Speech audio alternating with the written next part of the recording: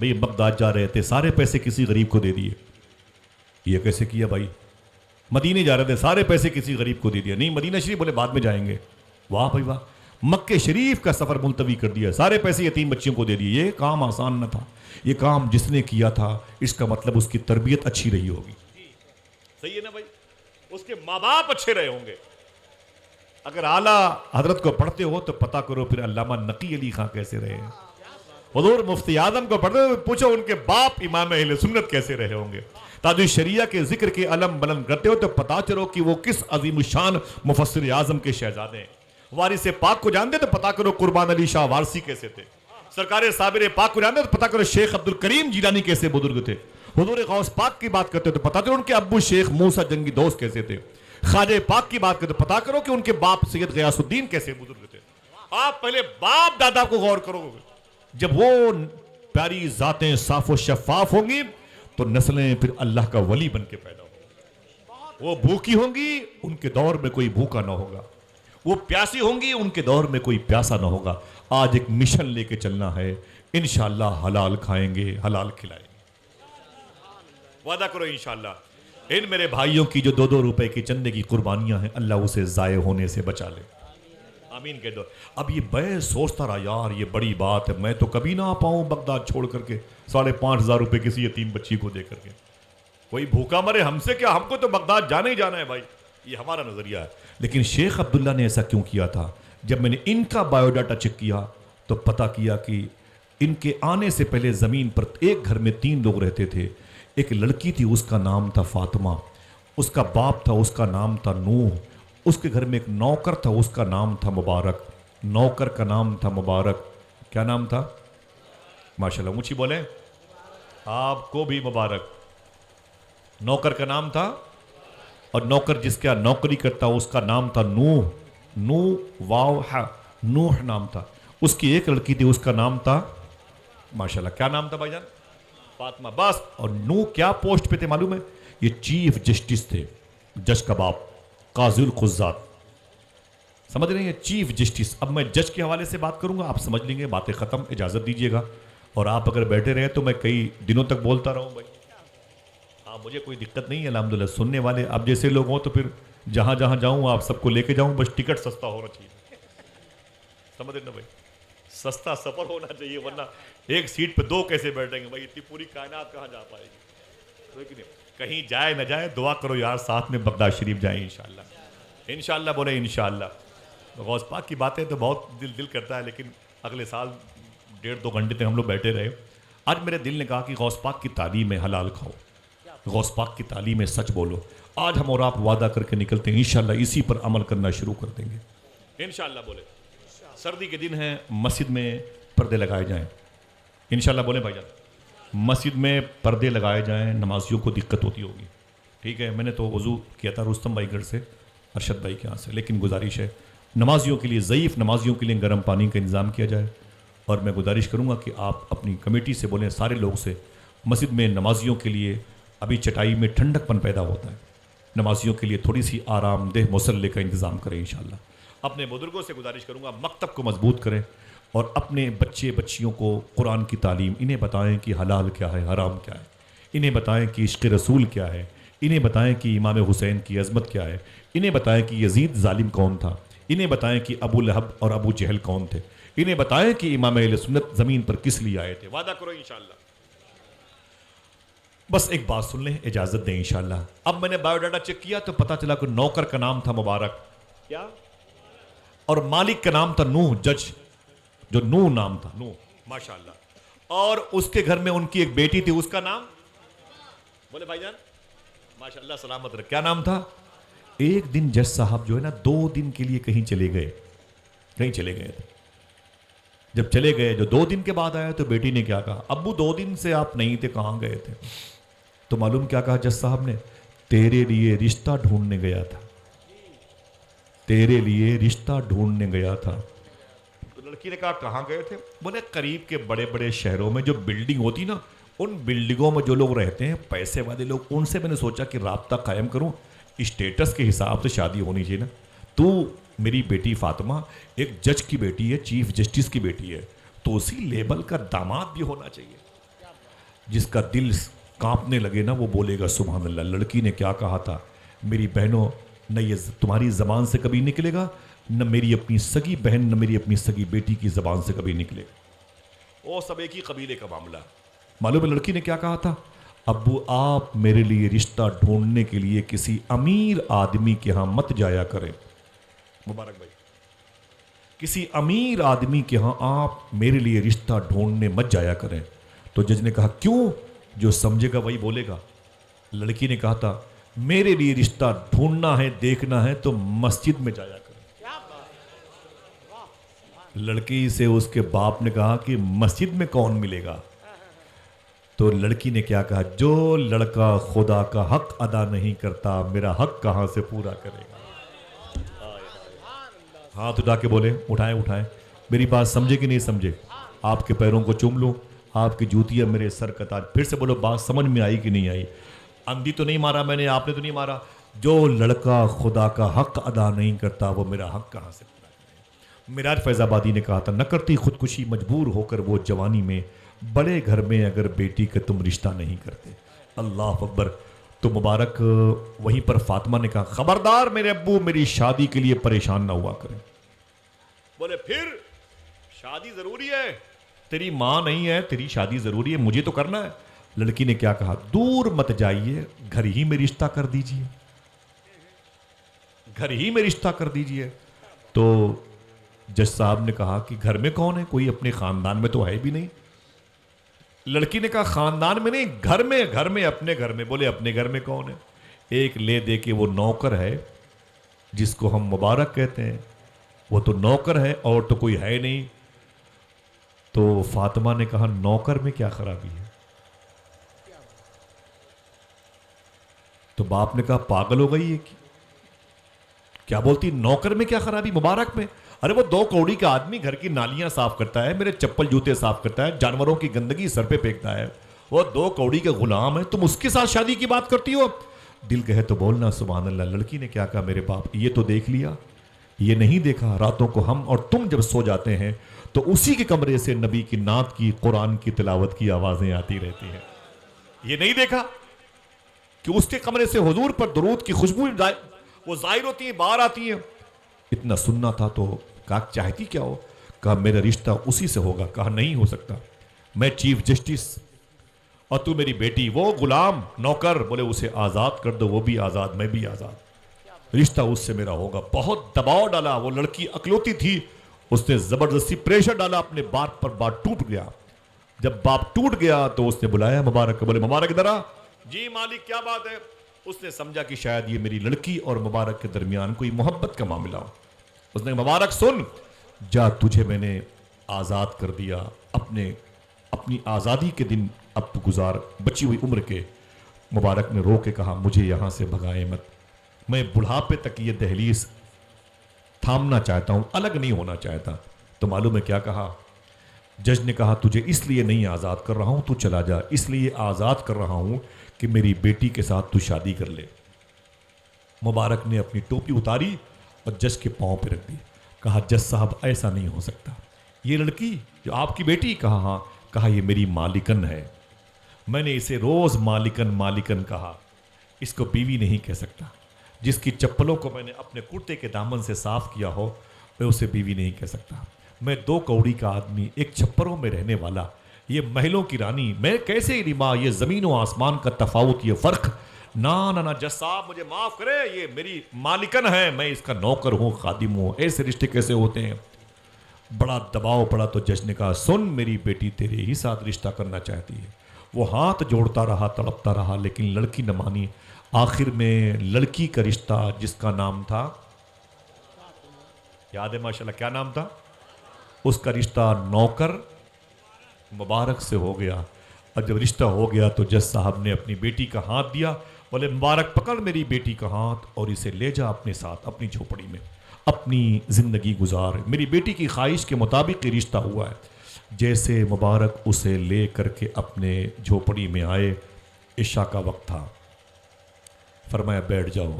عشاء کی اذان کی آواز آئی. یہ شادی کی پہلی رات ہے، بڑے خواب سجائے جاتے ہیں، پہلی رات ہوگی، وصل کی رات ہوگی، ملن کی رات ہوگی، دو اجسام کے اتصال کی رات ہوگی، دو روحوں کی ملن کی رات ہوگی. یہ راتیں بڑی پیاری ہوتی ہیں. میری ماں یا میرا باپ، میں یا میری بیوی، میری بہن یا میری بانوئی، میری بیٹی یا اس کا شوہر، سب نے اس راتوں کا انتظار کیا ہے اور کریں گے. کوئی نکاح کے بعد یہ غلط تو نہیں ہے؟ حضور کا سسٹم ہے. سب نے ان راتوں کا انتظار کیا. لڑکی بھی اس رات کا انتظار کرتی، نوکر ہی صحیح، اس کا ہسبینڈ تو ہے. عشاء کی اذان ہوئی، پہلی رات تھی، تو مبارک نے کیا کہا اپنی بیٹی سے؟ ایک آدمی سبحان اللہ بولے گا، عشاء کی اذان ہو گئی فاطمہ، میں جا رہا ہوں نماز پڑھنے، تم بھی نماز پڑھ لو. اب جب نماز، پہلی رات ہے، نماز کی یہ تیاری، ادھر وہ مسجد میں، تو گھڑی تو تھی نہیں. اب ظاہر سی بات ہے کہ انہیں آ جانا چاہیے. 8 بجے تھے، 9 بجے تک، لیکن وہ 8 بجے نہیں آئے، 9 بجے نہیں آئے، 10 11 12 1 2 3 بج گیا. یعنی صبح کا وقت ہوا. وہ آخری وقت میں مبارک اپنے گھر پہ آئے. وہ قدموں کی آواز سن کے بیوی اٹھ کے بیٹھ گئی اور کھڑی ہو کر کے اس نے ادب سے سلام کیا. پہلی رات تھی. جیسے مبارک کو سلام کیے، مبارک نے جواب دیا اور فرمایا فاطمہ پہلے وضو کر کے آؤ. جیسے وہ لڑکی فاطمہ وضو کرنے کے لیے گئی، جب وضو کر کے آئی، دل کہے تو سبحان اللہ کہنا. مبارک بیٹھ گئے زمین پر، بیوی کو بٹھایا اور کیا کہا، فاطمہ آج شادی کی پہلی رات ہے، آؤ ہم تم دونوں بیٹھ کے مدینے والے کی باتیں کرتے ہیں. سبحان اللہ نہیں کہتے سب لوگ؟ سبحان اللہ. سبحان اللہ کیوں کہیں گے؟ محبت کی ہو تو جان. ہاں عشق رسول ہو تو ایسا تو ہوتا ہی نہیں تھا بھائی. ہم تو اس رات کا انتظار اپنی محبت کے پرچار و پرسار کے لیے کرتے ہیں. کل بتائیں گے دوستوں سے بیوی کی ناک نقشے کیسے ہیں، بات کرنے میں کیسی ہے، پھر ایسی باتیں ہوئیں، پھر ویسی باتیں ہوئیں، وہ اس نے یہ فائل کھولی، میں نے وہ فائل کھولی. کل مجھے دوستوں کو بتانا ہے. معاذ اللہ رب العالمین. کہاں حضور یاد آتے ہیں شادی کی پہلی رات؟ کون یاد کرتا ہے حضور کے کردار کو، سیرت کو، شباہت کو، حضور کی صبح، حضور کی شام، کون یاد کرتا ہے؟ لیکن وہی جس کی اصل اچھی ہوتی اس کی نسل اچھی ہوتی. صبح کی فجر کی اذان ہونے لگی تو مبارک نے کیا کہا، اے فاطمہ فجر کی اذان ہو گئی، تم بھی نماز پڑھ لو، ہم بھی نماز. ذرا بولے بولے بولے بھائی. اللہ میرے بھائیوں کو سلامت رکھے. جگہ نہ ملنے کی بنیاد پر دیکھیں شامیانے کے باہر بیٹھے ہوئے ہیں بہت سارے میرے بھائی. اللہ سب کو صحت یابی اور شفا یابی عطا فرمائے. اب جب دوسرے دن آئے تو پھر وہ کلہاڑی لیا، جنگل چلے گئے، لکڑیاں کاٹی اور لکڑیاں بیچ کر کے اسے گیہوں خریدا، اسے پیسا، 2 روٹیوں بھر کے پیسے آئے اور 1 روٹی خود کھائی، ایک بیوی کو شام کو کھلائی. پھر بولے عشاء کی اذان ہوئی، اے میری بیوی فاطمہ تم بھی عشاء کی نماز پڑھ لو، میں بھی عشاء کی نماز پڑھ لوں. پھر چلے گئے مسجد میں، پھر رات کے آخری حصے میں آئے، 3 بجے کے آس پاس اپنی بیوی کو جگایا، فرمایا وضو کرو. وضو کر کے بیٹھی، بولے بیٹھو. دل کہے تو بولنے، بولے آج امام حسن اور امام حسین کی باتیں ہوں گی. یار گھر پہ شادی ہے کہ مجلس رسول کا انعقاد ہے؟ ہاں اللہ اکبر. ایسی ہی روز کرتے رہے مبارک.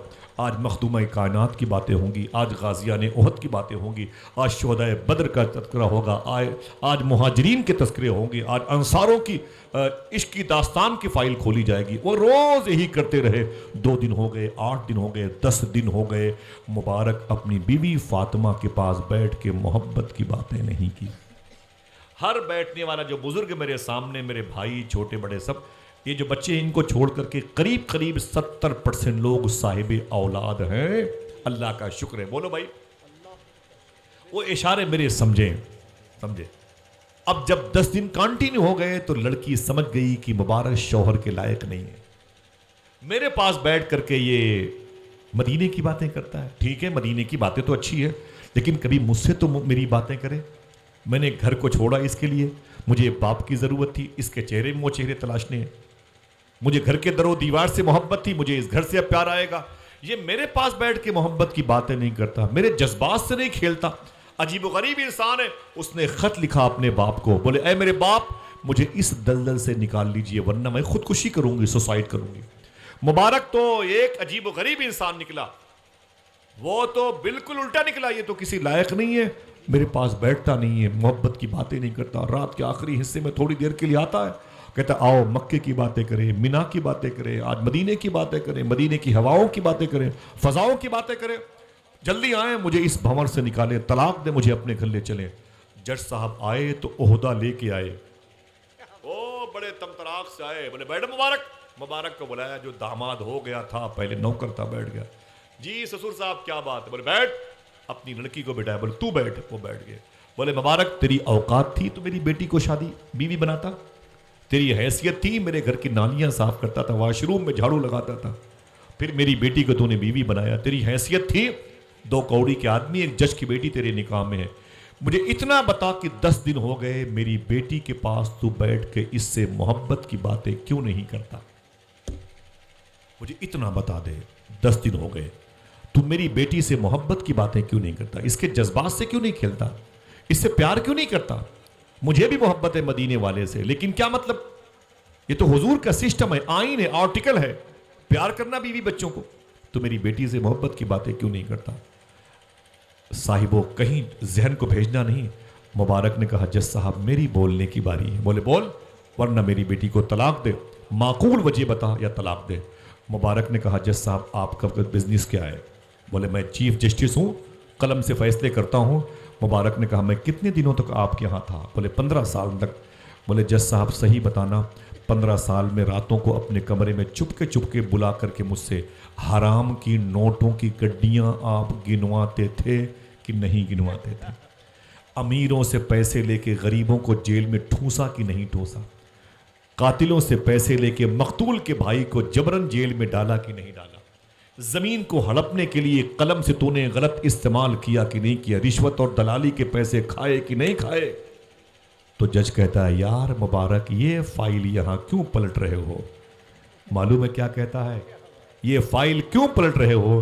تو مبارک نے کہا اس کیس کا تعلق بھی اسی کیس سے ہے، جس کیس کے تصفیے کے لیے آپ آئے ہیں اس کیس کا تعلق بھی اسی فائل سے ہے. بولے سچ بتانا تم حرام کھاتے تھے کہ نہیں، حرام لاتے تھے کہ نہیں؟ جج نے کہا ہاں یار مبارک میں تو یہ کرتا تھا، قلم بیچتا تھا، تحریر بیچتا تھا، فیصلے الٹے سیدھے دیتا تھا، نوٹوں کی گڈیاں رشوت کی میں گھر لے کے آتا تھا.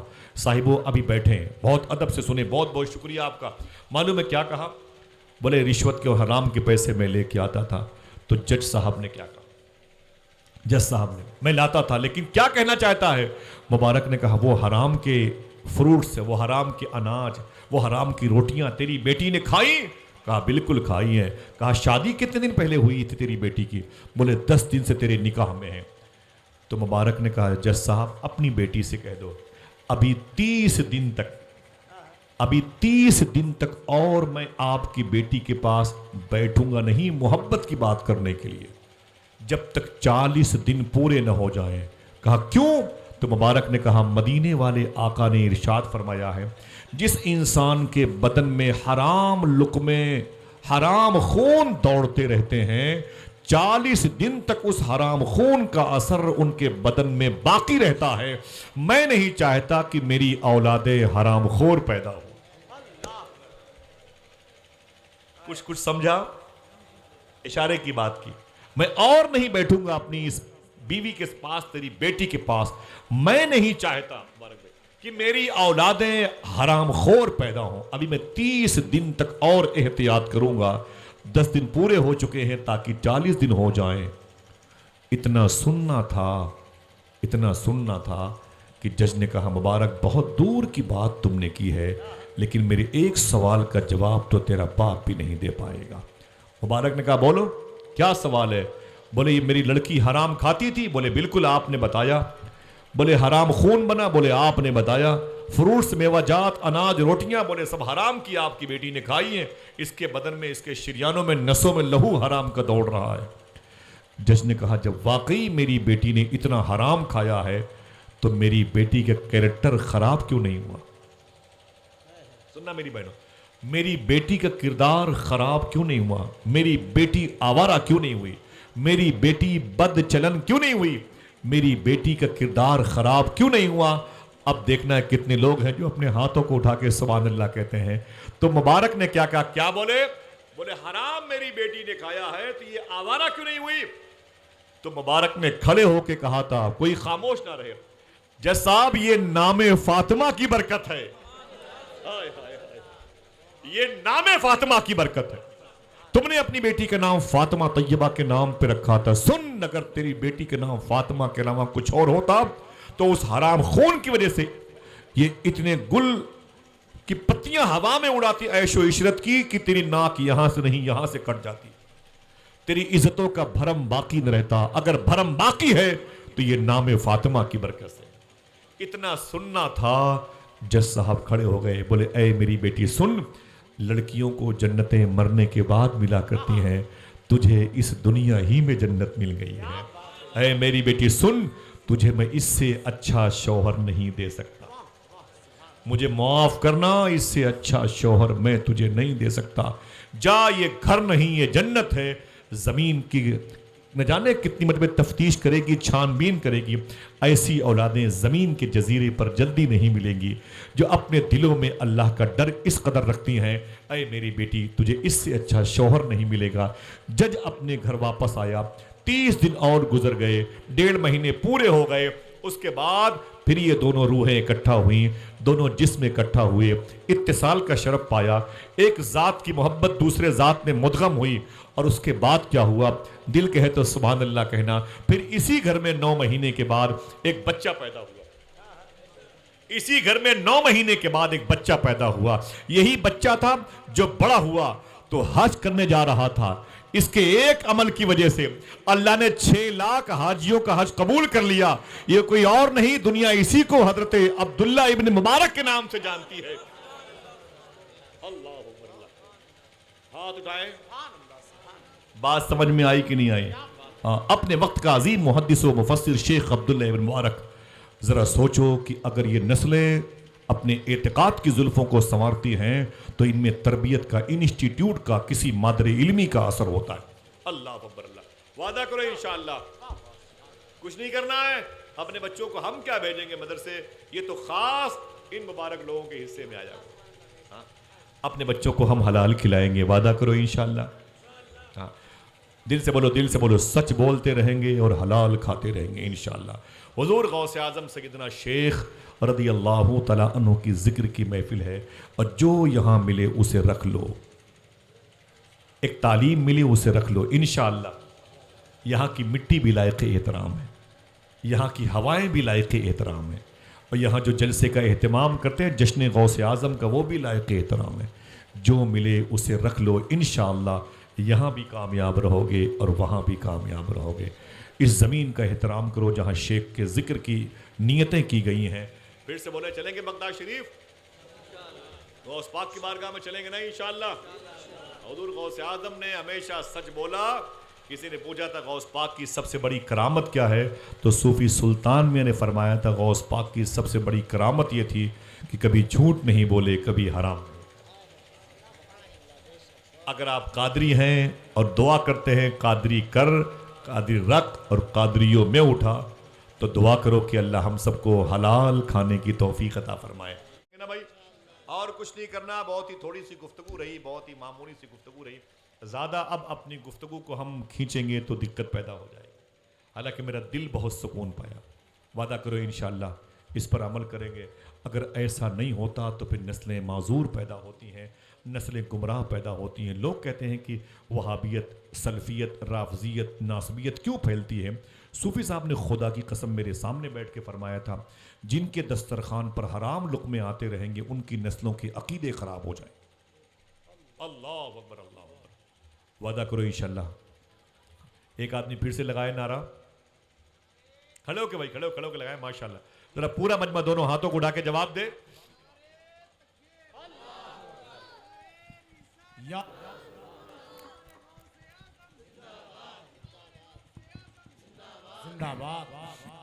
اللہ.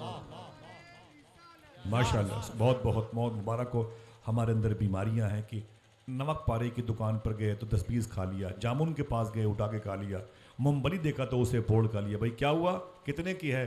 ہمیں چھوٹی ہے، دانے بہت چھوٹے ہیں، کچی ہے، کہہ کے نکل گئے. صوفیہ نے منع فرمایا، خبردار وعدہ کرو بغیر پیسہ دیے ہوئے انشاءاللہ اب کوئی چیز نہیں کھائیں گے. انشاءاللہ وعدہ کرو بھائی، وعدہ کرو انشاءاللہ. آپ جلسوں میں اب نہیں آئیں گے لیکن ہر رات جلسوں میں آنے کا ثواب ملتا ہے. وعدہ کرو انشاءاللہ. ابراہیم بن ادھم تھے، کعبے کا طواف کر رہے تھے، بہت بڑے بزرگ ہیں، ملک شام میں پیدا ہوئے، مقام حلب کے بہت بڑے امیر تھے۔ آج ان کی جو مزار شریفہ ہے عمان مسقط میں سلالہ میں موجود ہے۔ ابراہیم بن ادھم کعبے کا طواف کر رہے تھے، کعبے کا طواف کر رہے تھے، اور طواف کرتے کرتے دو بزرگ نے دیکھا ابراہیم بن ادھم کعبے کا طواف کر رہے ہیں۔ ایک نے ایک سے کہا یہ بہت بڑا اللہ کا ولی تھا ہے نہیں؟ بولے کیوں؟ بولے کل یہ مکہ شریف کے کھجوروں کی مارکیٹ میں گیا تھا کھجوریں خریدنے کے لیے، اس نے جیسے کھجوریں تولتے ہوئے اپنے سامنے کے دکاندار کو دیکھا تو دکاندار نے ان کے ترازو کی طرف 3 کھجوریں زیادہ رکھ دی تھیں، ترازو کا پلہ جھک گیا تھا۔ ابراہیم بن ادھم نے کھڑے کھڑے اسے منع نہیں کیا، جتنے کی میں قیمت دے رہا ہوں مجھے اتنے کا سامان دے، یہ نہیں کہا۔ 3 زیادہ کھجوریں گھر لے کے آ گئے۔ بولے وہ کھجوریں جیسے گھر میں داخل ہوئی ہیں ولایت گھر سے باہر نکل گئی۔ ولایت سمجھیں گے تب نہ سبحان اللہ کہیں گے۔ ہائی اسکول کی ڈگری غائب ہو جائے تو پورا گھر ماتم کرتا ہے، یہ تو اللہ کی دوستی کی سرٹیفکیٹ ہے۔ بولے وہ جب سے وہ 3 کھجوریں زیادہ آ گئیں ولایت گھر سے باہر چلی گئی۔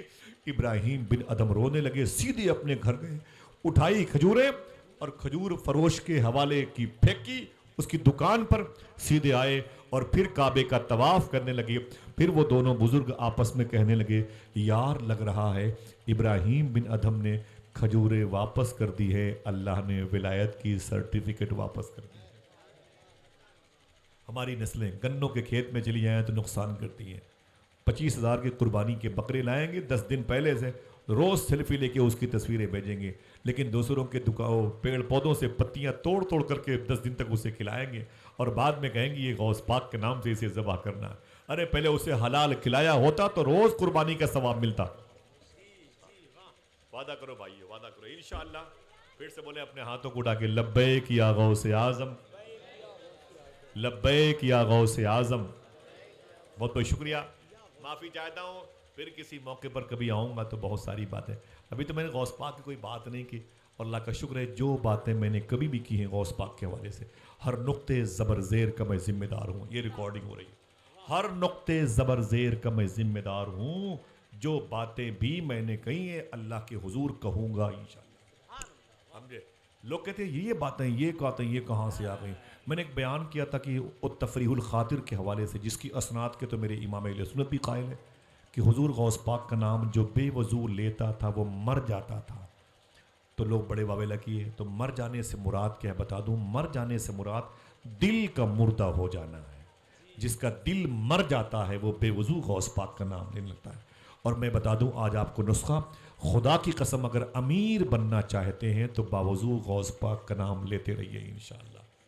اگر چاہتے ہو ان بستیوں پر غوث پاک کی نگاہ رہے تو میں اپنی ماں بہنوں سے گزارش کروں گا ہر جمعرات کو مغرب کی نماز سے پہلے آپ باوضو نمک روٹی سبزی کچھ بھی انتظام کریں، اور مغرب کی نماز پڑھ کر کے خود ہی بچوں کو لے کے غوث پاک کے نام سے نیاز کریں، گھر پہ خوشبو لگائیں، نیت کریں کہ آج میرے گھر غوث پاک آئیں گے، اٹھا کے اپنے ہاتھوں کو سورہ فاتحہ غوث پاک کی بارگاہ پیش کر دیں، انشاءاللہ کرم ہو جائے گا، تمہاری یہ نیتیں بغداد شریف پہنچ جائیں گے انشاءاللہ۔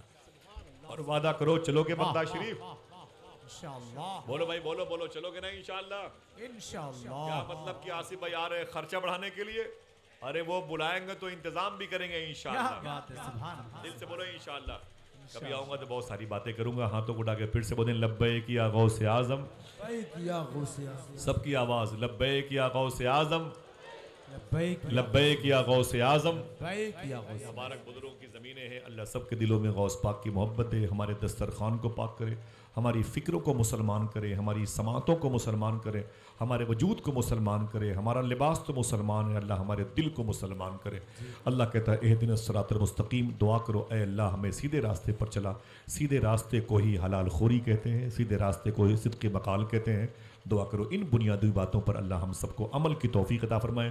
کوئی جائے گا نہیں انشاءاللہ، تبرکات کی بھی یہاں پر زیارتیں ہیں، وہ کمیٹی والوں کے پاس انشاءاللہ ملاقات کریں اور بیٹھے رہیں، تھوڑی دیر کے لیے نعتیں اور منقبتیں سماعت کرتے ہیں انشاءاللہ۔ جی سلمان، ہمیں گزارش کروں گا ناظر بھائی کے ذریعے سے حافظ سلمان رضا صاحب سے آپ حضور غوث پاک کی ایک منقبہ شریف سماعت کریں، اور کہاں گے تسلیم بھائی؟ نعرہ تکبیر، نعرہ رسالت، نعرہ غوث